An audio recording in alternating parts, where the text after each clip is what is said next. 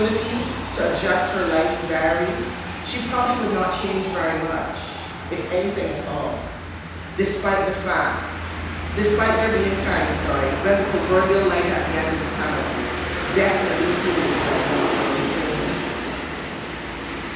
The choices she made in her life were her responsibility to bear, and hers alone.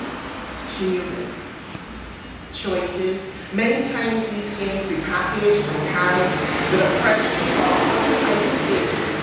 But she knew only too well that when the reaper, great bastard, was ready for his reward, there was little that she could fight against. To this quiet, unassuming woman, the institution of marriage remained one of the oldest establishments of which, from as long as she could remember, she wished to be a member. Hilda had been conditioned and trained from a very young age to be fully focused on the requirements for entry. And as a proper young lady, she was expected to be versed on the language, the etiquette, the service, in some instances servitude, the song, the dance, and the play, both fore and aft. Her adolescent life was performed not unlike acts in a pantomime, scene after scene, comedy, tragedy, and parody.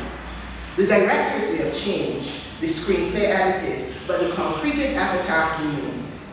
My hope, my dream, I promise to love and care for you till death us depart.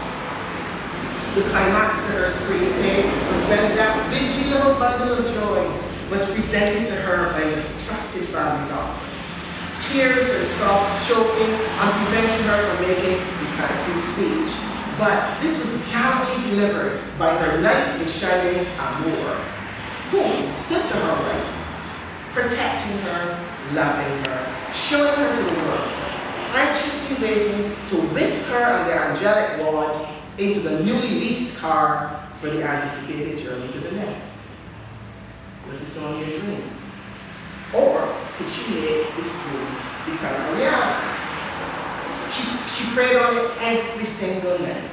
She was told by her pastor, however, that one should never ask for oneself. She should seek to allay the world's suffering by pleading intervention on other people's behalf. But who was doing it for her? Who held her in their nightly prayers? She was certain that no one did. And so she decided to brave the inevitable hellfire and brimstone and make just one request. Father, please bring him to me. I need to be happy.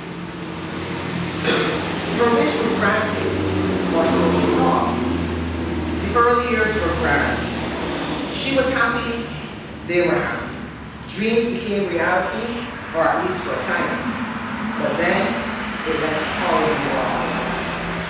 The excuses, the tales, the cover-ups were numerous.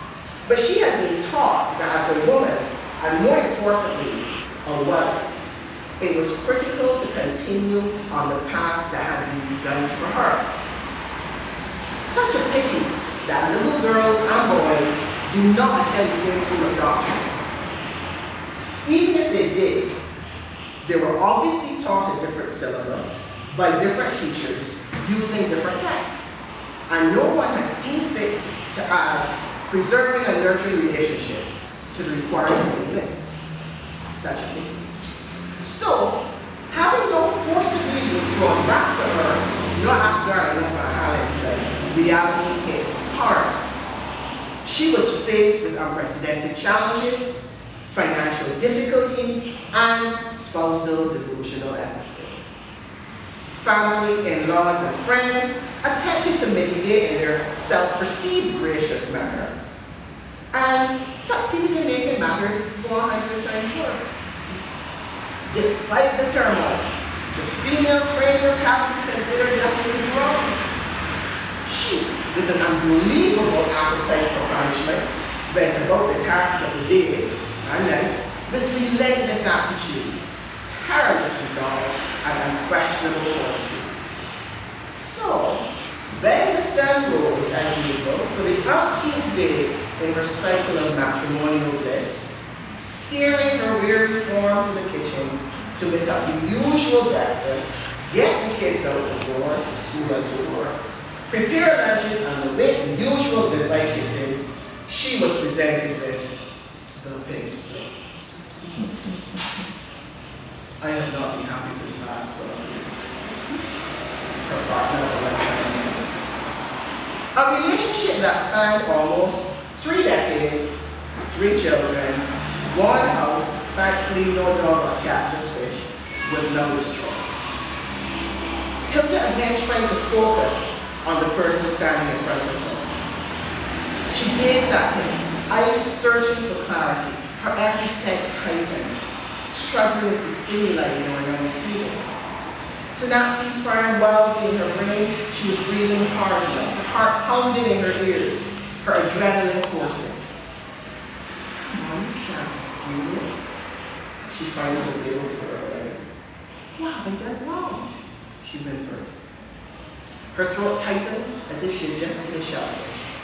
Her body went rigid. Hot, then cold, then hot again. Who was this man standing in front of her? This was not the same sensitive guy she couldn't wait to see or hear so many years ago, and still does. What did she do wrong? Can she fix it?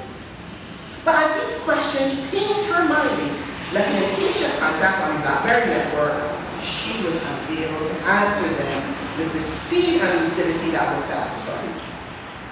He continued, I don't know if I can do this anymore. Do what? She beseeched. The alcove to the kitchen started to swing and swirl, as if being viewed from under a turbulent stream. She tried again. She tried to regain, her composure, but to no avail. Why don't we have sex as often as we used to? Oh, Father Jesus. Up to this point in the notification process, she was listening through a veil of shallow tears. Miraculously, the veil lifted just when his last questioning accusation was pelted with a force that a fast forward with exceptionally long arms and a wicked stride would envy.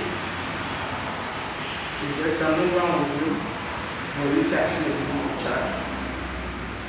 The Yorker struck, and Hilda heard nothing more, saw nothing more.